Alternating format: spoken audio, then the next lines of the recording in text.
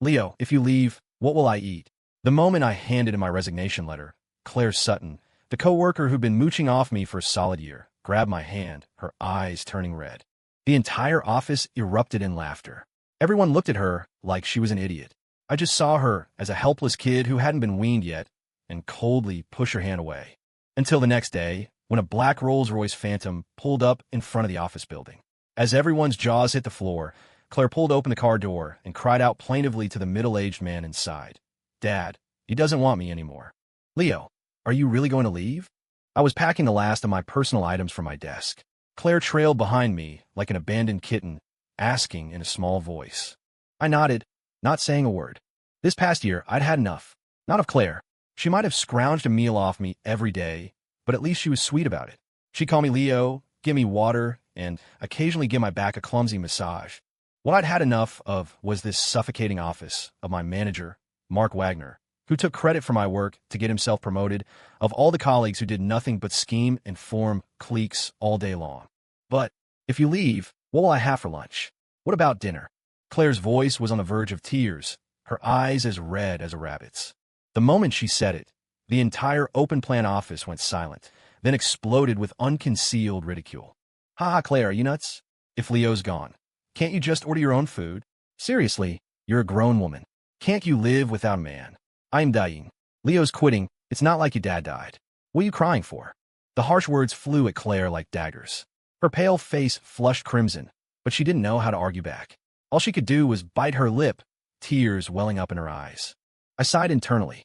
Claire had started as an intern at the same time as me. She was beautiful, but her personality was a bit ditzy, or to put it bluntly, she had zero street smarts.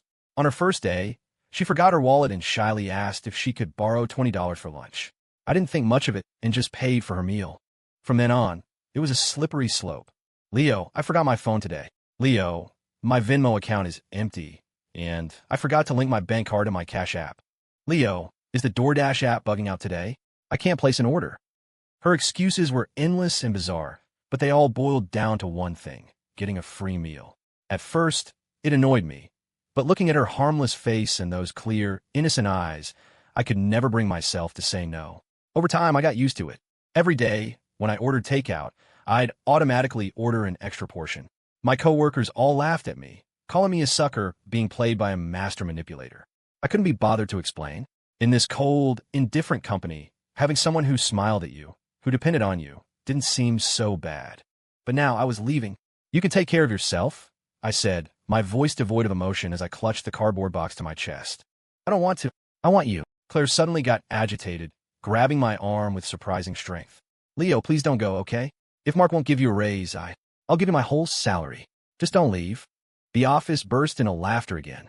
Claire, your intern stipend is what, $3,000 a month? You give it all to Leo, and you two can live on air. What is this? A scene from a bad rom-com. So touching, haha.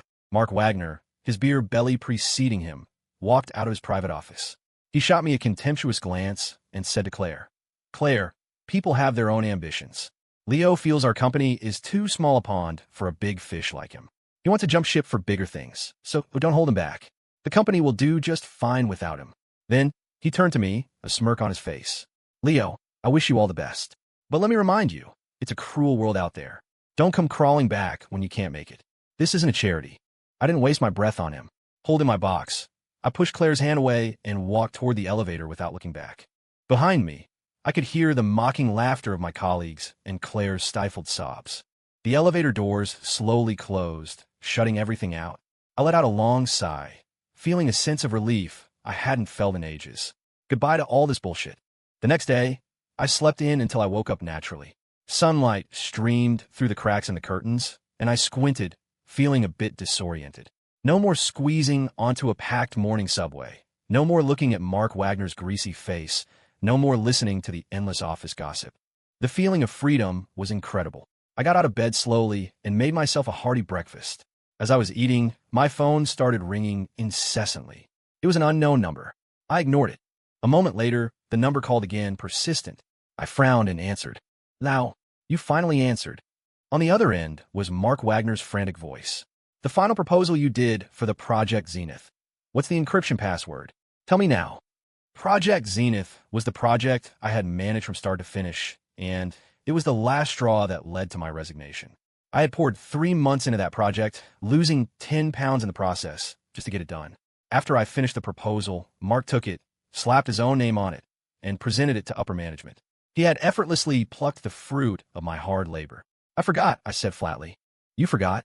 Leo, don't you play games with me. This project is being presented to the client today. If you dare to delay it, you'll face the consequences. Mark roared into the phone. Mark, I've already resigned. The company's projects have nothing to do with me. As for the consequences, that's something you need to worry about. After saying that, I hung up and blocked his number. The world was quiet again. I was in a great mood, humming a tune as I browsed LinkedIn. With my skills, finding a job that paid twice my previous salary wouldn't be a problem. Just as I spotted a promising position, my doorbell rang. I was a little confused. Who would be looking for me? I looked through the peephole and froze. Standing at my door was Claire. She was wearing a faded sundress. Her eyes were red and swollen, and her hair was a mess.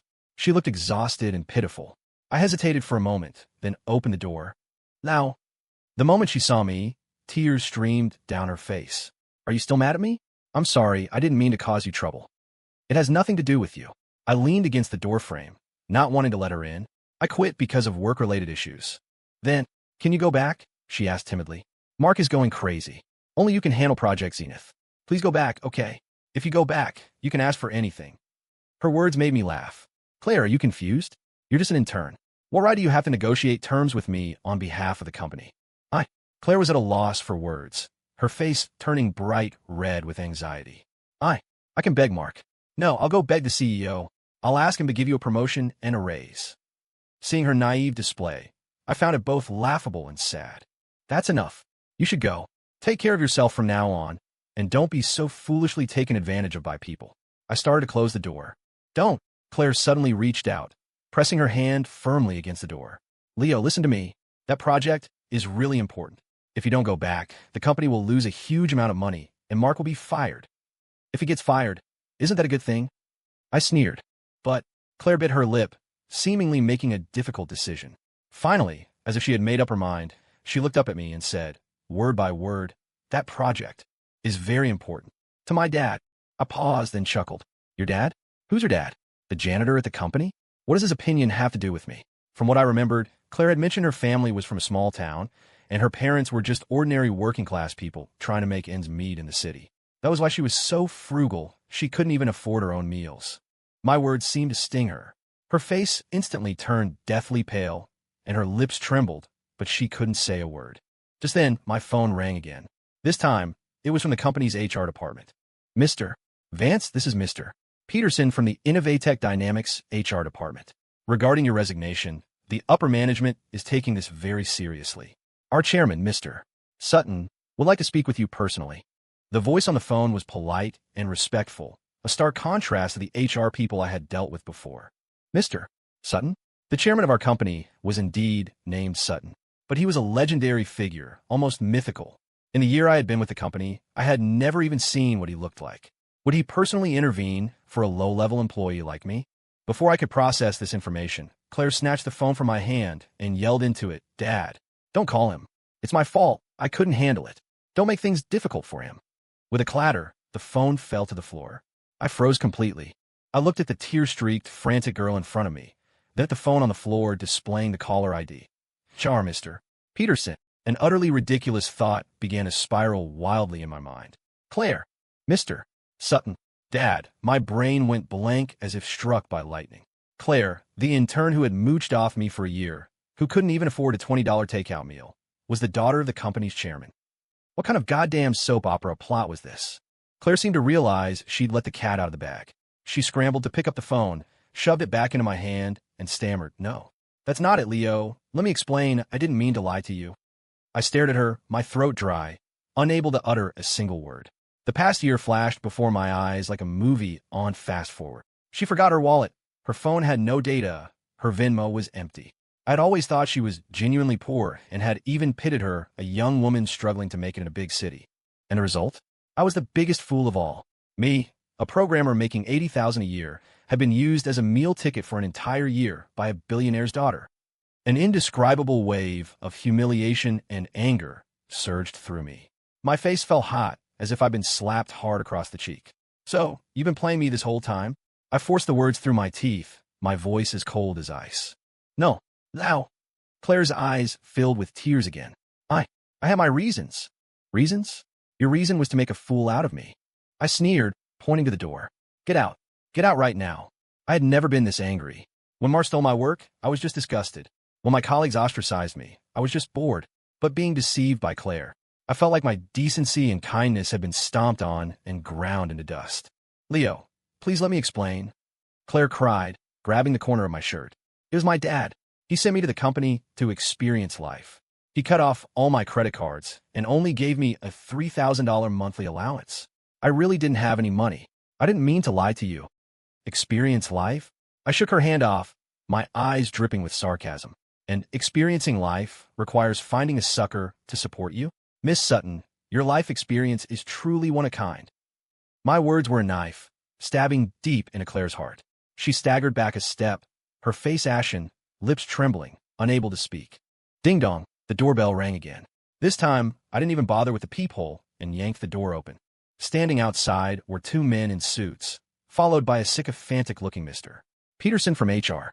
The man in the lead was about 50, tall and imposing, with an air of natural authority. His face was identical to the one I'd glimpsed in a company brochure. He was the chairman of our company, Arthur Sutton. His sharp gaze swept over me, then landed on Claire behind me, his brow furrowing tightly. Nonsense. Arthur's voice was low but carried an unquestionable authority. Claire flinched and instinctively shrank behind me like a child caught doing something wrong. Mr. Peterson immediately bowed and scraped, forcing a smile uglier than a grimace. Mr. Vance, this is our chairman, Mr. Sutton.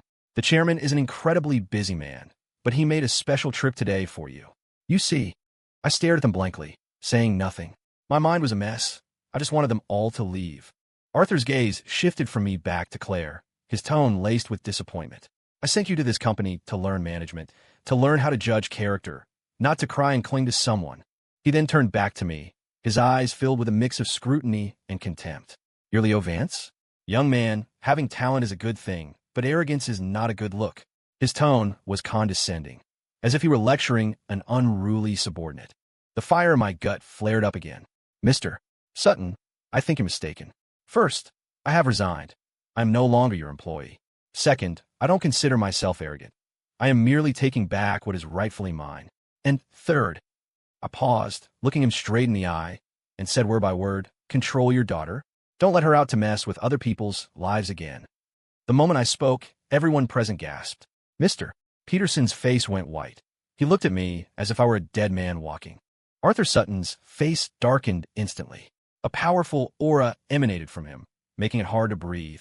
You've got a lot of nerve, kid, he said, narrowing his eyes, his voice laced with danger. Do you know who you're talking to? Of course I do.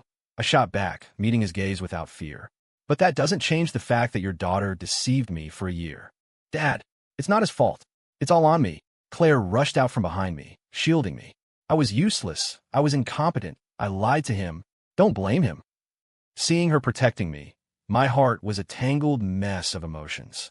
Anger, hurt, and something else I couldn't quite name. Arthur looked at his daughter, standing in front of me. His expression flickered, and his imposing aura softened slightly. He was silent for a moment before speaking slowly.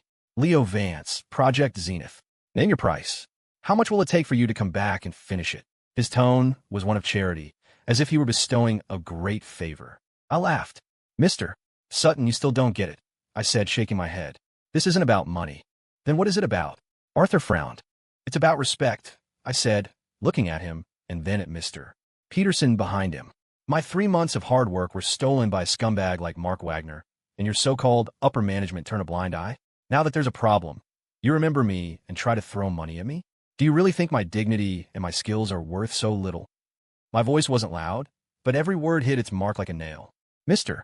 Peterson hung his head even lower. Arthur's face turned grim. Then what do you want? He asked in a deep voice. My demands are simple. I held up one finger. First, fire Mark Wagner. Announce it to the entire company. The reason: theft of intellectual property and gross incompetence. Mark Wagner was the manager's full name. Mr. Peterson's head shot up, his eyes wide with disbelief. Arthur narrowed his eyes. Second, I held up a second finger. The company must issue a public apology to me for the unfair treatment I received. Third, I held up a third finger, my gaze locking with Arthur's. I want to establish an independent technology R&D department, led directly by me.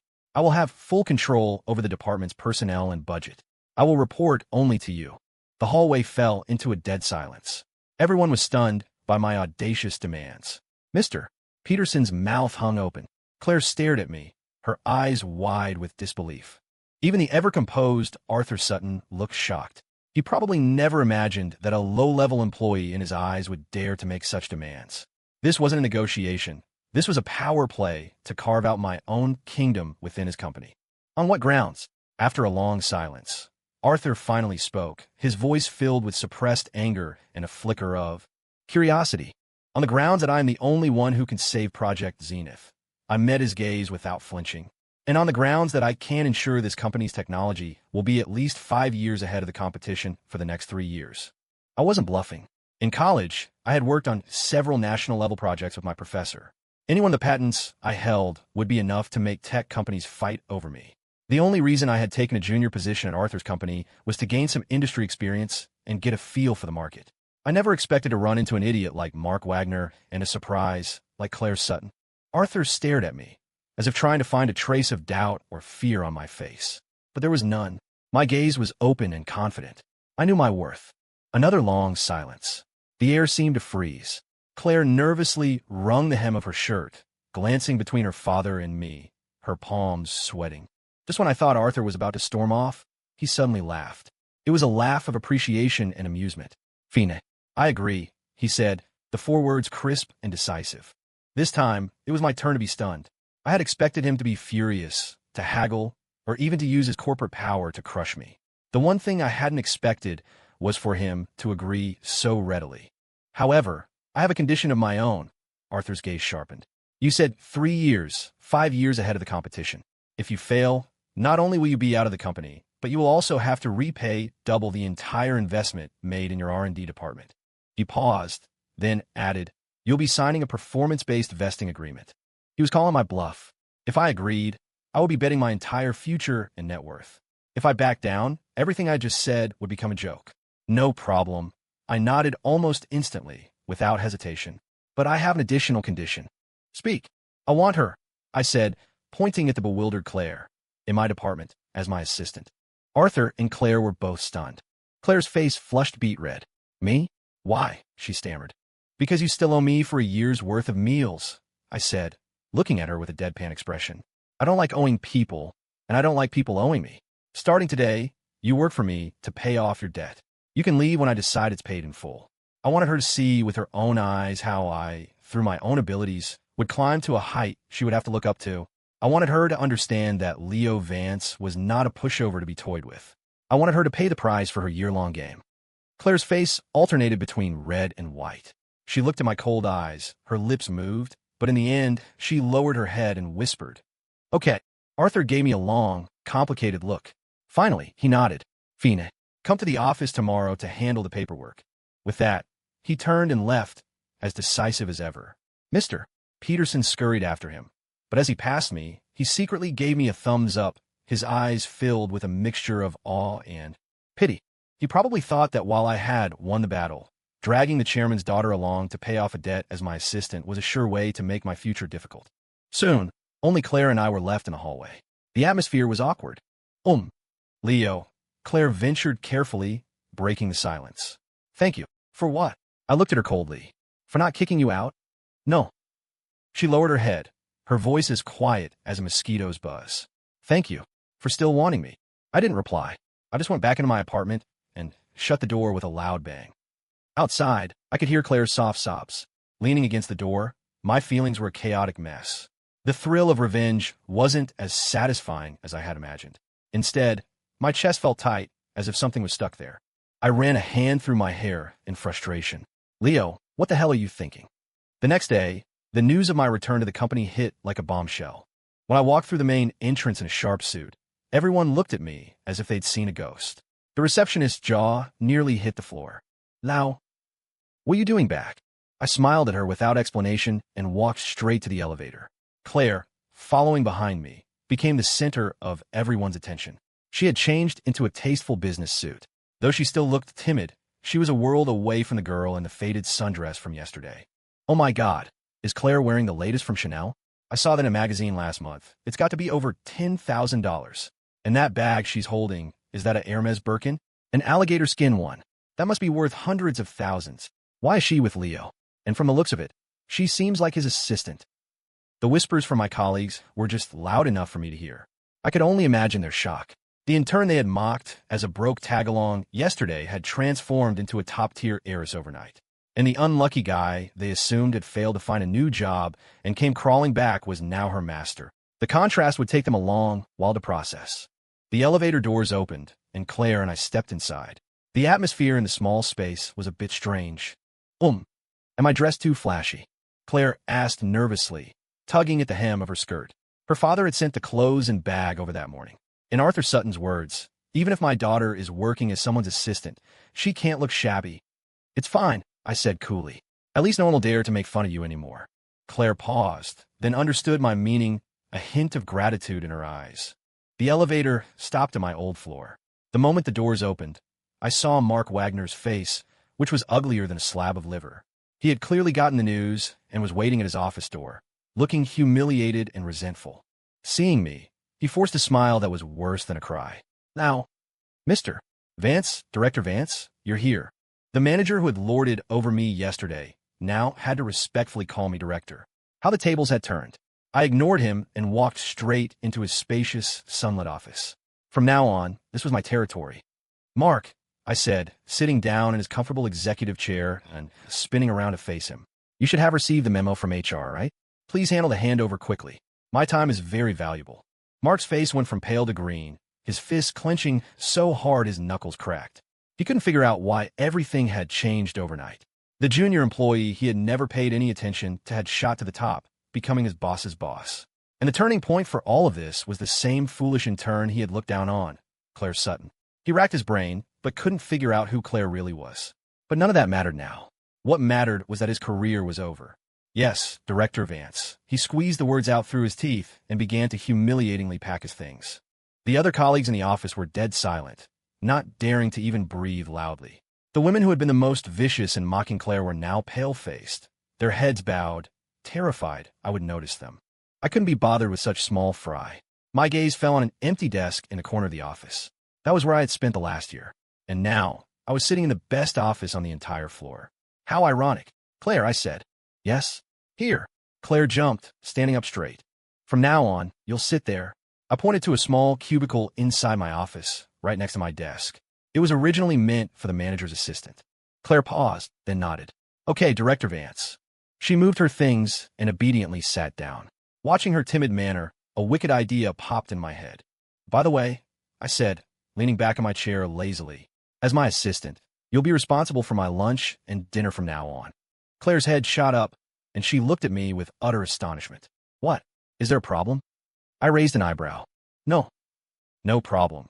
She quickly shook her head, but her eyes were filled with grievance and confusion. She probably couldn't understand why. Now that I was a director, I would still bother to get revenge on her over such a trivial matter. But I wanted revenge. I wanted her to repay the debt she owed me in the way she was worst at, the very thing that had started this whole mess between us. I wanted her to know that Leo Vance held a grudge. A new broom sweeps clean. My first act was to start a blaze. The announcement of Mark Wagner's termination was posted on the company's most prominent bulletin board that same day. Theft of intellectual property, gross incompetence, and being unfit for his position. The wording was severe, leaving no room for ambiguity. The entire company was shaken. No one had expected Arthur Sutton to act so decisively, firing a mid-level manager for a newly appointed director. Instantly, all sorts of rumors and speculation about me began to fly. Some said I was Arthur's long-lost illegitimate son, here to reclaim my birthright and seize power. Others said I had dirt on the company and had blackmailed my way into my current position. Even more ridiculously, some claimed Claire and I were actually childhood sweethearts, acting out a modern version of a princess inspecting her kingdom in disguise. I ignored all the gossip. I poured all my energy into building the independent R&D department. Arthur had given me immense authority. I had my pick of the company's top tech talent. I quickly assembled a small team of a dozen people. They were all tech geeks who had been stifled and overlooked, talented people who never got a chance to shine. My arrival was like rain after a long drought for them. Director, we're with you from now on. Yeah, Director, we've had it with that idiot Mark trying to manage a team of experts when he knows nothing. Looking at their eager and motivated faces, I felt the weight of responsibility on my shoulders grow heavier. And my assistant, Claire, began her miserable life of debt repayment. Every morning, she had to arrive half an hour early to clean my office and brew a perfect cup of pour-over coffee. For lunch, she had to rack her brain to decide what to order for me. Because I had set a rule for her, the lunch menu could not be repeated for 7 days a week. For a pampered heiress who couldn't even properly navigate a food delivery app, this was a challenge of hellish difficulty. On the first day, she ordered me a spicy Cajun crawfish boil. She forgot to specify the spice level, and it arrived so hot, I felt like I was breathing fire. On the second day, she ordered me sushi, but she got lost downstairs and wandered around for half an hour. By the time she brought it up, the fish was warm. On the third day, having learned her lesson, she decided to cook herself. The result was me in my office, staring at a homemade lunch that could be classified as a biochemical weapon. The rice was half-cooked, the vegetables were charred black, and the only meat dish, sweet and sour pork, was so sickeningly sweet it made my teeth ache. I looked at the colorful mess in the lunchbox, then at Claire's small face, full of anticipation and anxiety. For the first time, I felt a flicker of doubt about my revenge plan. Was I being a little too harsh? So, is it awful? Claire asked timidly when she saw me hesitating with my fork. I was silent for a moment, then picked up my fork, speared a piece of blackened vegetable, and put it in my mouth with a straight face. It's okay, I said, swallowing with great difficulty. An improvement. Claire's eyes instantly lit up. Like a schoolgirl who had just been praised, her face broke into a brilliant smile. Really? Then I'll make it for you again tomorrow. I said nothing. I had dug this pit for myself. Now I had to lie in it. Besides being in charge of my meals, Claire also had to organize documents, manage my schedule, and greet visitors. These tasks were equally huge challenges for her. She often mixed up files, scheduled my appointments incorrectly, and even spilled tea out of nervousness when meeting important clients. Every time she made a mistake, she would shrink like a quail, her neck pulled in, waiting for me to scold her. But I never once yelled at her. I just patiently taught her over and over again. These files should be sorted by project urgency. You need to confirm with me before finalizing my schedule. When you're with clients, don't be nervous. Just treat them like normal people. I didn't know what my motivation was. Maybe seeing her clumsy, yet earnest efforts made it impossible for me to be hard on her. Or maybe I wanted to personally train this out-of-touch heiress into a competent professional. The feeling was strange, like leveling up a character in a video game. And Claire was growing at a visible rate. She was no longer forgetful, her files were impeccably organized, and she could even anticipate what I needed before I said it. But the way she looked at me grew more and more complex. There was awe, dependence, and a flicker of something else. An emotion I couldn't decipher. The work in the R&D department quickly got on track. The first project I proposed was to develop a brand new intelligent office system. If successful, this system would completely overturn existing work models and dramatically increase efficiency. It was a forward-thinking and extremely challenging project. Arthur Sutton gave me 3 months. My team and I practically lived at the office, working around the clock. The lights in our department were on until the early hours of the morning almost every day. Claire stayed with us, working late too. Though she didn't understand the technology, she would quietly order us late-night snacks, brew fresh coffee, and organize the mountains of paperwork into neat piles. She was like a silent logistics manager, supporting us in her own way. One night, I was at my computer debugging a critical algorithm, my head throbbing. A warm, small hand gently rested on my temples and began to massage them. It was Claire. Want to take a break? Her voice was soft, tinged with concern. You've been working for over 10 hours straight. I leaned back in my chair, closed my eyes, and enjoyed the rare moment of relaxation. Her fingers were soft, the pressure just right, effectively easing my headache. Why haven't you gone home yet? I asked. You haven't left, so how could I? She said, as if it were the most natural thing in the world. I'm your assistant. A warmth spread through my chest. I didn't say anything else. The office was quiet, save for the clicking of keyboards and the hum of servers. I could smell a faint, pleasant fragrance from her. The feeling was peaceful. Leo, she said suddenly, are you still angry with me? I opened my eyes and saw my own reflection in her clear gaze. Should I be angry? Logically, yes. She had deceived me, toyed with my kindness. But emotionally, I couldn't bring myself to be angry, especially after seeing her efforts and changes over the past few weeks. It's in the past, I said quietly. Claire's eyes instantly brightened. She smiled happily, like a child. Really? You're really not mad at me anymore? Yeah. Then, does that mean I don't have to make you lunch anymore? She asked cautiously, a mischievous glint in her eyes. I couldn't help but laugh. In your dreams, you still have to make the meals. You can stop when you finally make something that tastes good. What? Her face fell instantly. I still have to cook. Seeing her crestfallen look, my mood lifted. Maybe, without even realizing it, this daily banter with her had become a way for me to de-stress from my high-pressure work. Just then, my office door was thrown open with a bang. A young man I didn't recognize stormed in, pointed at my nose, and yelled, "You're Leo Vance? Who the hell do you think you are? Making my sister your maid."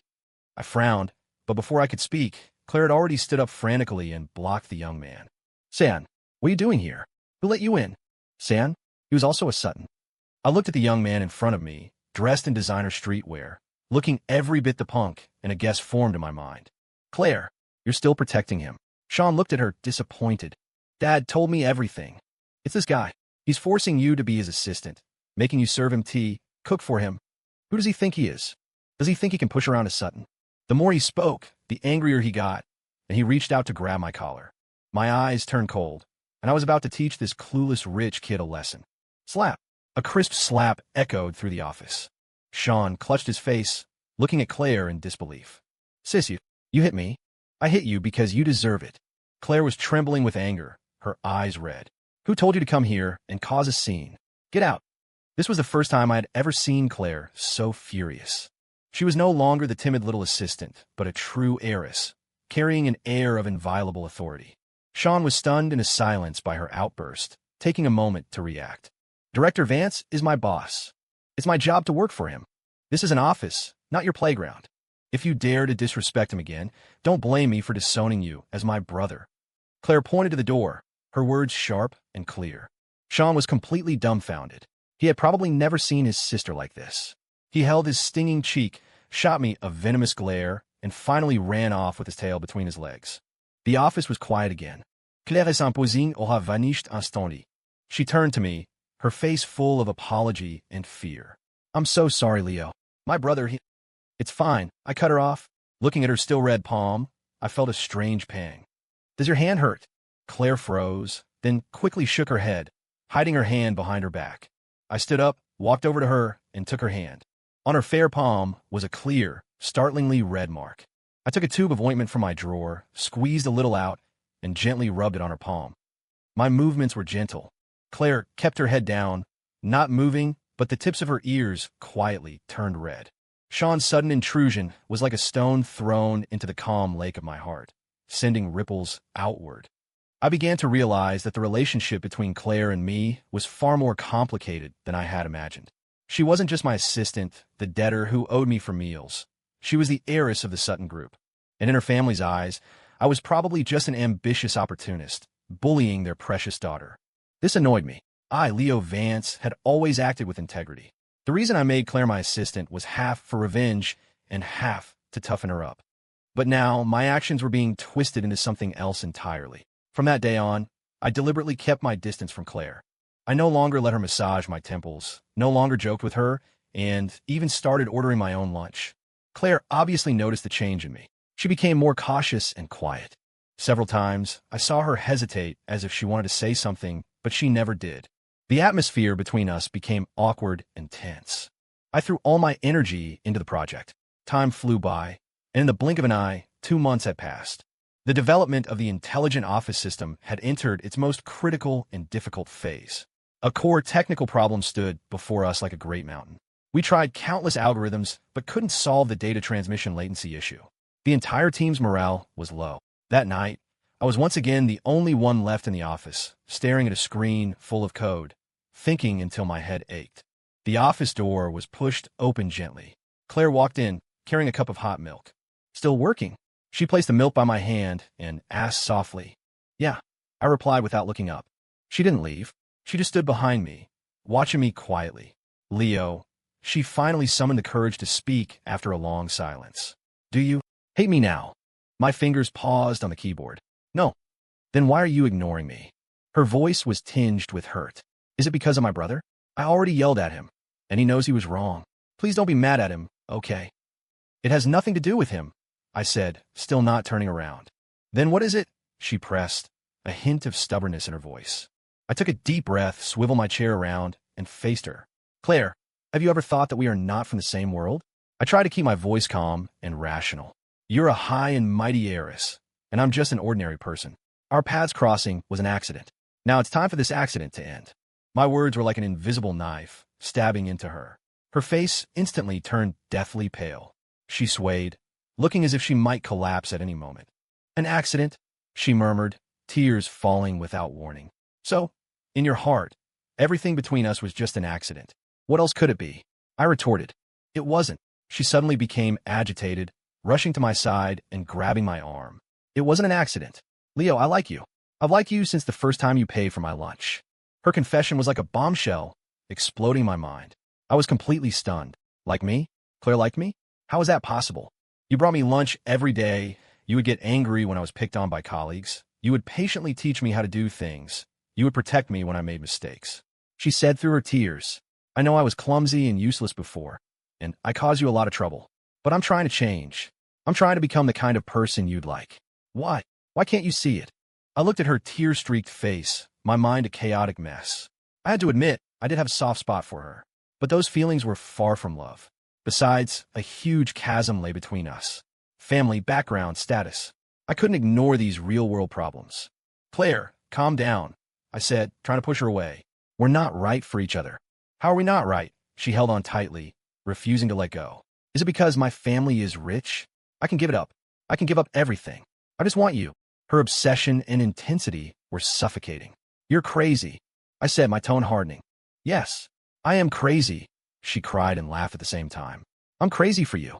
Leo, can you honestly say you don't have any feelings for me at all? She moved closer, her tear-filled eyes staring into mine, as if trying to see into my soul. I was speechless, because I didn't dare to look into my own heart. Just as we were locked in this stalemate, the office door was pushed open again. Arthur Sutton stood at the entrance, his face grim. Behind him was Sean, a gloating look on his face. What a touching melodrama. Arthur's voice was as cold as ice. The moment Claire saw her father, her face went white. She instinctively let go of my arm and took a few steps back like a child caught in the act. Dad, what are you doing here? Arthur ignored her. His gaze, like two sharp swords, was fixed on me. Director Vance, it seems I underestimated you, he said, walking toward me step by step, his powerful presence making it hard to breathe. Not only are your technical skills impressive, but your methods for charming young women are also first class. His words were dripping with undisguised sarcasm and hostility. Sean, standing beside him, added fuel to the fire. Dad, you see? I told you this guy was no good. He's just after our family's money. That's why he got close to my sister. Shut up. Claire snapped at Sean, then turned to her father and explained frantically. Dad, it's not what you think. It was me. I'm the one who likes him. It has nothing to do with him. You shut up. This time, it was Arthur yelling at Claire. My daughter, Arthur Sutton's daughter, is willing to throw away her dignity for a man. You've completely disgraced me. His chest heaved with anger. He pointed at my nose and said to Claire, Today, I'll let you see exactly what kind of man you've fallen for. With that, he pulled a check from his jacket and slapped it on my desk. $10 million, he said, looking down on me with contempt. Leave my daughter and leave my company. Take this money and get as far away as possible. This again.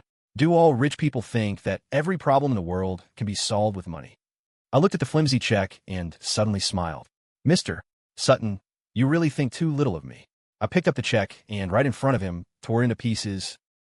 Arthur's face turned ashen. Sean was also dumbfounded.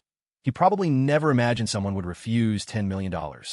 Now, Claire looked at me, tears streaming down her face, but this time they were tears of gratitude and hope. I tossed the shredded paper into the trash can, stood up, and looked Arthur straight in the eye. Mr. Sutton, I think you've misunderstood a few things. First, I'm not interested in your money. Second, my relationship with your daughter is strictly professional, nothing more. Third, and most importantly, I paused, my voice rising, my career path is not for you to decide. I signed a performance agreement with you. Until the project is complete, no one can force me out. My words were powerful, echoing in the empty office. Arthur was speechless, his face turning a shade of purple. He had probably never been contradicted like this in his entire life. Phoenix. Fine. A very impressive Leo Vance, he said, laughing out of sheer anger, repeating the word fine 3 times. I'd like to see how you can still act so arrogant in front of me in 3 months when you have nothing to show for your work. You don't need to worry about that, Mr.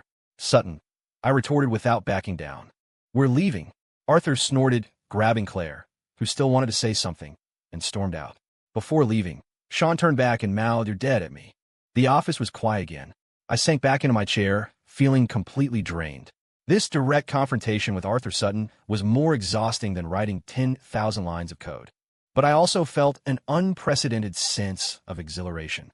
The moment I tore up that check, I felt like I was tearing away not just $10 million, but also all the unfair labels and prejudices that had been attached to me. I, Leo Vance, would rely on no one but myself. However, after the exhilaration came endless trouble. Claire's confession was like a thorn in my side. How was I supposed to face her now? Could we really go back to being just a boss and an assistant? I rubbed my throbbing temples. Just then, an idea flashed in my mind. Data transmission latency. During the confrontation with Arthur, the adrenaline rush and heightened focus had made me suddenly recall a detail I had overlooked. A brand new algorithm model rapidly formed in my head. I immediately sat up straight, my hands flying across the keyboard. This time, I knew I had it. For the next week, I threw myself into my work with a feverish intensity. I locked myself in the office, writing and testing the new algorithm model day and night. Claire didn't come to bother me. I didn't know if Arthur had forbidden her from coming or if she needed time to cool off herself. But her absence did allow me to focus better. The rest of the team, seeing my state, was also inspired. They worked tirelessly, as if injected with adrenaline. The entire R&D department was enveloped in a tense yet exhilarating atmosphere. Finally, 1 week later, at 4 a.m, when the screen displayed the words "Test successful," data transmission latency reduced to 0.01 milliseconds, I collapsed in my chair, completely spent. We did it. We actually did it. The technical barrier that had plagued us for over a month was finally broken. The office instantly erupted in thunderous cheers. Everyone was hugging each other, laughing and jumping. A few of the younger programmers were so moved, they started crying. I leaned back in my chair, looking at my wonderful team, a long overdue smile spreading across my face. All the hard work of the past few weeks had been worth it. The first thing I did was send an email to Arthur Sutton. The content was simple, just 1 sentence. Mr. Sutton, my project is complete, 1 month ahead of schedule. The next morning, Arthur arrived at my R&D department with all the company's senior executives and a team of their top technical consultants. His expression was serious, unreadable. "Director Vance, you claim your project is complete. Do you have proof?" A consultant wearing gold-rimmed glasses, who looked highly experienced, pushed them up his nose and gave me a scrutinizing look. "The proof is right here." I turned on the projector and gave a full demonstration of our newly developed intelligent office system. From smart scheduling and automated task allocation to seamless cross-departmental collaboration, and the core feature, near-zero latency cloud data synchronization. With every feature I demonstrated, a wave of gasps went through the conference room. The expressions on the faces of the usually arrogant technical consultants shifted from scrutiny to surprise, and finally, to utter shock and disbelief. When the demonstration ended, the entire room was silent. Everyone was stunned by the power and futuristic nature of the system. This is impossible. The gold-rimmed consultant was the first to stand up. He pointed at the screen, his voice trembling with excitement. This level of cloud synchronization technology is at least 5 years ahead of the current market. How could you possibly develop it in such a short time? Nothing is impossible, I said calmly. With the right algorithm, any problem can be solved. I displayed my core algorithm model for them. It was a completely new model that subverted traditional data structure theories. The moment the gold-rimmed consultant saw the full model, he froze as if struck by lightning. He muttered to himself, "Genius. Absolute genius. This concept is a stroke of divine inspiration." The other technical consultants all crowded around, staring at the algorithm model as if it were a priceless treasure, their eyes filled with a fanatical admiration. In that moment, all doubt and prejudice vanished. I had conquered everyone in the room with my absolute technical prowess. Arthur Sutton stood at the back of the crowd. He said nothing, just watched me quietly. His expression was complex, shock, appreciation, and something else. Something I couldn't quite read. After the meeting, Arthur asked me to stay behind. "You won," he said, his voice a bit hoarse. "I never thought of it as a competition," I replied. "I was just doing my job." Arthur was silent for a long time before he finally spoke. "I was wrong about what happened before. I shouldn't have insulted you like that."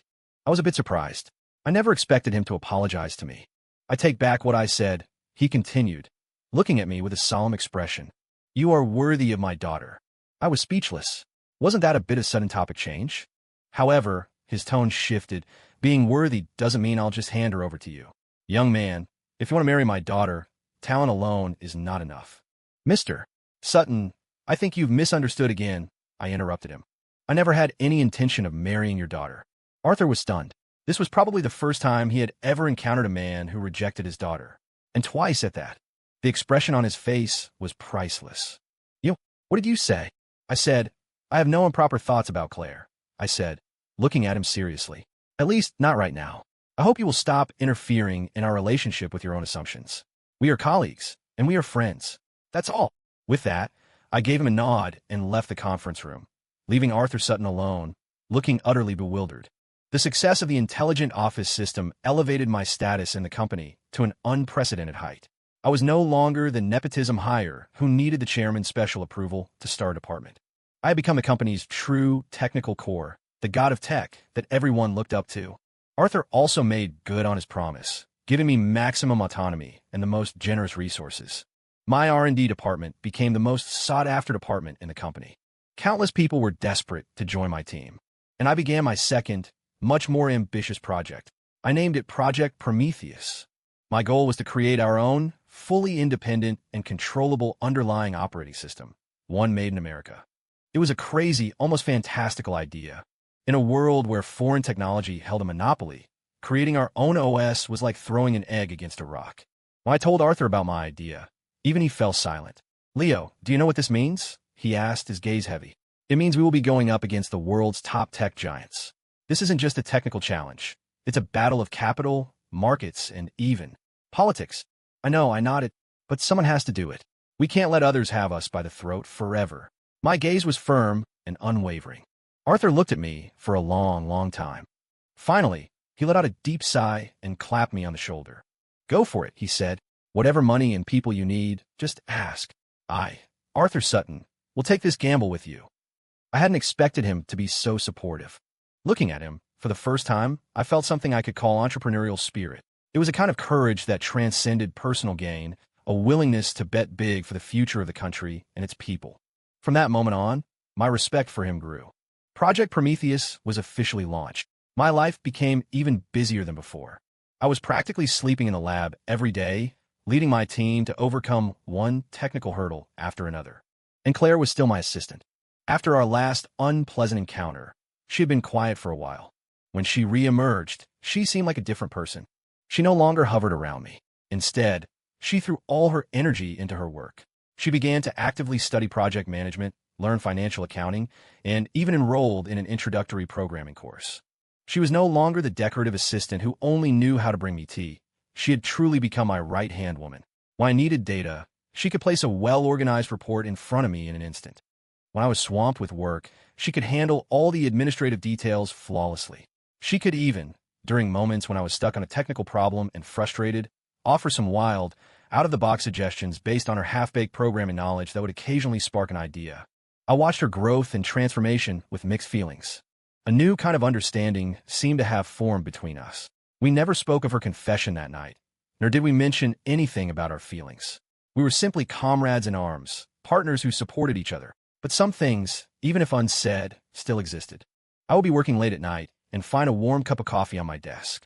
When I caught a cold with the changing seasons, I'd find medicine already stocked in the office.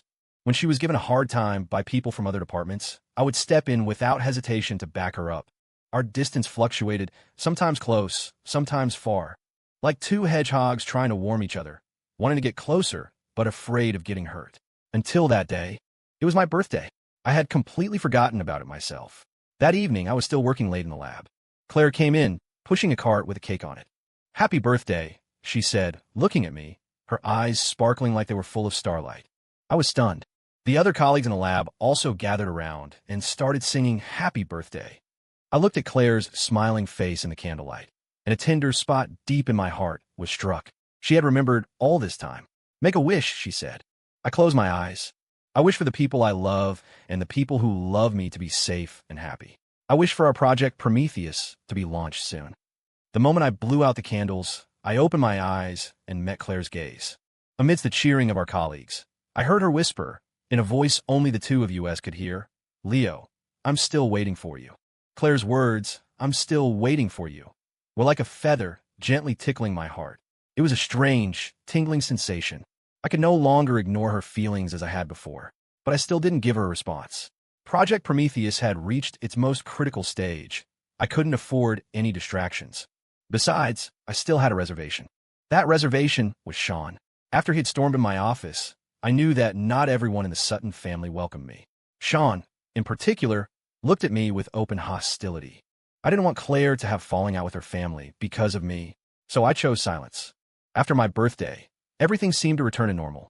We were still comrades in arms, fighting side by side, though sometimes our eyes would meet and linger with an unspoken understanding. The progress on Project Prometheus was even smoother than I had anticipated. With the combined efforts of my team and me, we completed the foundational architecture in just a year and a half.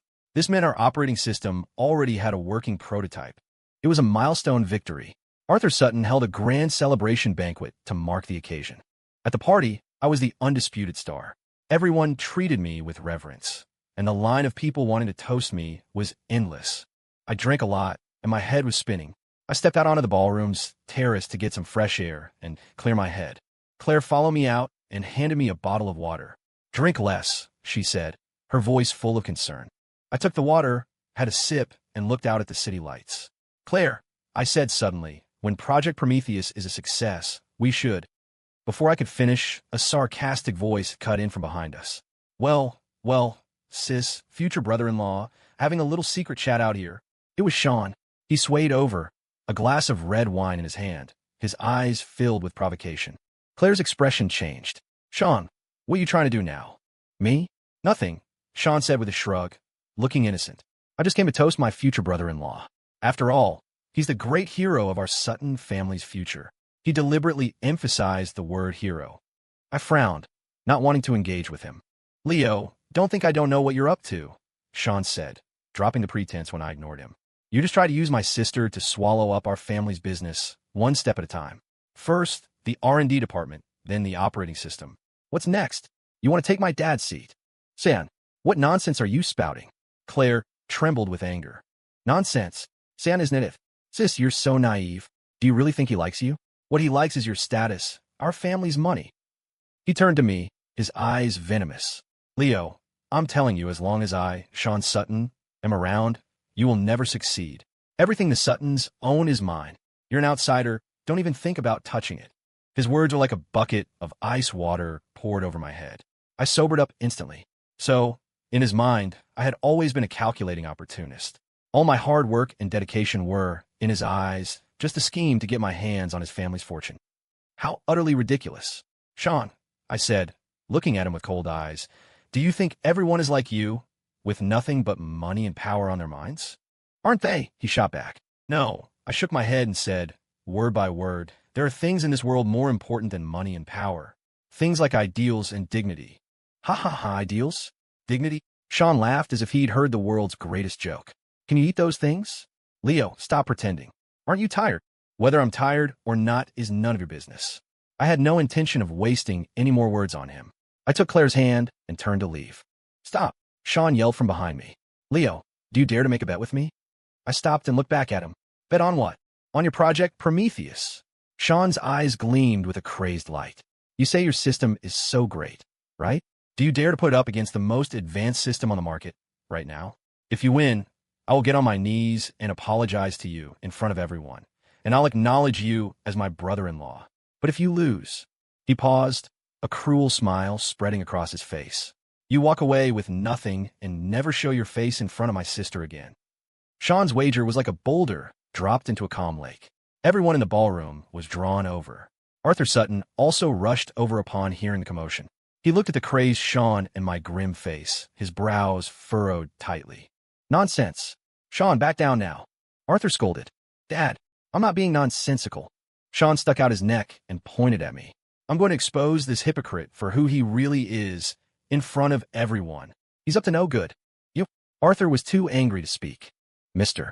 Sutton, I said suddenly, cutting him off. I accept his bet. My words stunned everyone into silence. Lau, are you crazy? Claire was the first to react. She grabbed my arm tightly, her voice urgent. Prometheus is just a prototype right now.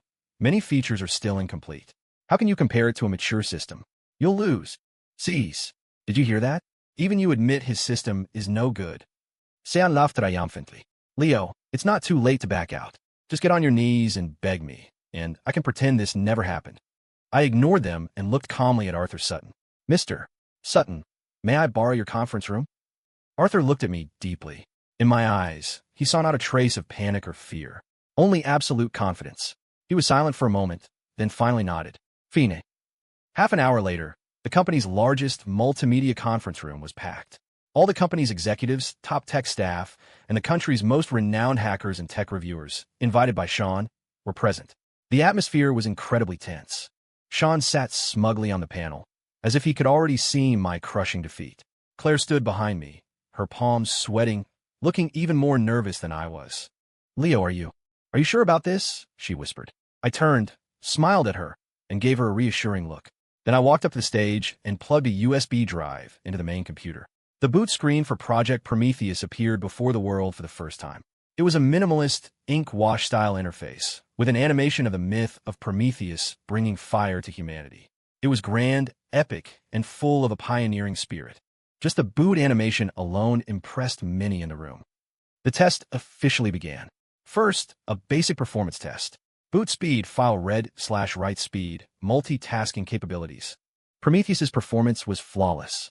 Every metric surpassed the leading mainstream operating system used for comparison. The panel of judges began to stir. Sean's face started to look a little grim. Second, a compatibility test. This was the biggest challenge for any new system. The experts Sean invited brought out a slew of obscure and professional software, trying to make Prometheus fail. But they were disappointed. No matter how niche the software, Prometheus handled it perfectly, running it smoothly. This was thanks to my proprietary universal interface technology. The conference room was already buzzing with whispers of disbelief. Sweat started to bead on Sean's forehead. Third, and most critical, a security performance test. The top hackers Sean had invited launched their attacks simultaneously. They used a variety of the most advanced attack methods: viruses, trojans, DDoS attacks. A relentless storm against Prometheus's firewall. Everyone held their breath, their eyes glued to the main screen. Claire clenched her fists tightly. However, no matter how they attacked, Prometheus's firewall stood like an impregnable fortress, unmoving. On the screen, the data streams representing the attacks were instantly broken down, consumed, and vanished the moment they touched the firewall. 10 minutes later, the lead hacker put down his laptop in defeat. I've lost, he said, looking at me with a mixture of awe and frustration. The logic of this firewall is unlike anything I've ever seen. It's like a living black hole that devours all attacks. In front of it, all our skills are like child's play. His words were like a heavy hammer, striking Sean's heart. Sean shot up from his seat, pointing at the hacker and screaming hysterically, "Impossible! You're the top hackers in the country. How can you not even crack a single system? Did he pay you off?" The hacker gave him a cold look, said nothing, and simply packed up his things and left. He could accept being outmatched, but he would not be insulted. The other experts and hackers also got up and left one by one. Sean was completely dumbfounded. He stared blankly at the half-empty panel, then at me, standing calmly on the stage. He had lost, utterly and completely. Now, it's time for you to honor your promise. I stepped off the stage and walked towards Sean, step by step. Sean's face was a mess of colors, his body trembling slightly with fear and humiliation. He opened his mouth, but couldn't get a word out.